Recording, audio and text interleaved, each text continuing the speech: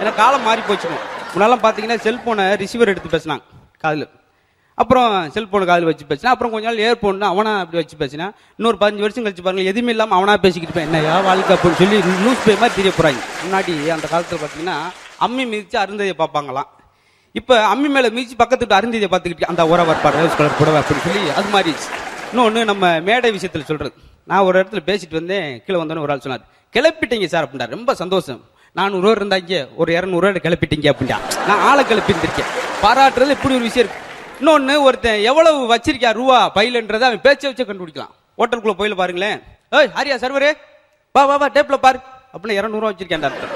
Hello யாருக்கு server பாருங்க 100 ரூபா வச்சிருக்கேன் அர்த்தம். சர்வரே வேண்ட போய் கேட்கிறான்னு வச்சுக்க, என்னங்க வேணும் 50 ரூபா வச்சிருக்கேன் அர்த்தம். இன்னொரு இருட்டுக்குள்ள பசங்க உட்காந்துருப்பேன், அவன் தான் பழைய 10 ரூபா தாலும் செல்லாத ரூபா வச்சிருக்கேன் அர்த்தம். இன்னொருத்தி எதுவுமே தெரியாம தனியா உட்காந்து பேக் முடிச்சுக்கிட்டு இருப்பேன், இவன் தான் மாவாட்ட போறான் அர்த்தம். இத்தனை அர்த்தங்களே இருக்கு பேச்சிலேயே.